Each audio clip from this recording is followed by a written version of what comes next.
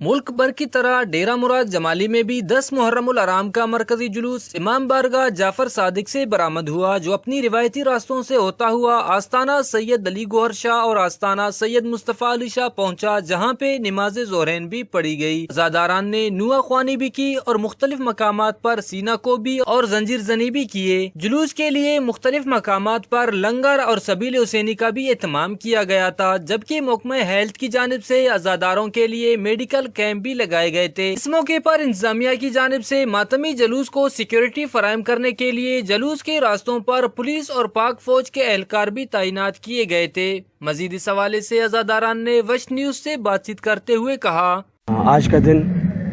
بہت سختی کا اور غم کا دن ہے۔ آج کا دن عاشور کا دن ہے،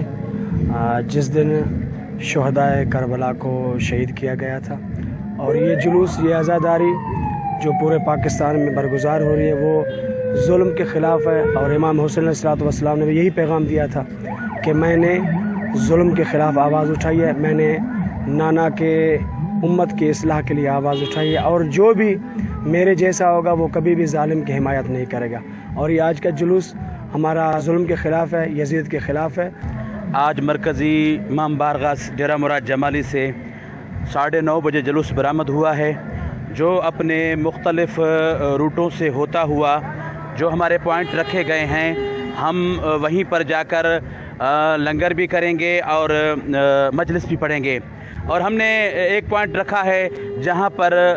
ظہرین کی نماز بھی پڑھیں گے۔ یہ عظیم قربانی ہے، اس کا برسہ جو ہے ہم لوگ ہر 10 محرم نصیر آباد سے جو ہے روایتی جلوس امام جعفر صادق علیہ السلام امام بارگاہ سے نکلتے ہوئے جاتے ہیں، وہاں پر آگے جا کر جو ظہرین کی نماز بھی پڑھیں گے۔ امام حسین کی قربانی جو ہے انسانیت کے لیے قربانی ہے، کسی ایک فقہ ایک مذہب کے لیے نہیں ہے۔ عزاداران کا کہنا تھا کہ آج کا دن انتہائی دکھ و غم کا دن ہے، کیونکہ 10 محرم الحرام کے دن حضرت امام حسین علیہ السلام اور ان کے ساتھیوں کو شہید کیا گیا تھا، اور اس دن کو نکالی جانے والی جلوس ظلم اور یزیدیت کے خلاف ہے۔ کیمرہ مین معشوق رند کے ساتھ ریاض بلوچ، وش نیوز، نصیر آباد۔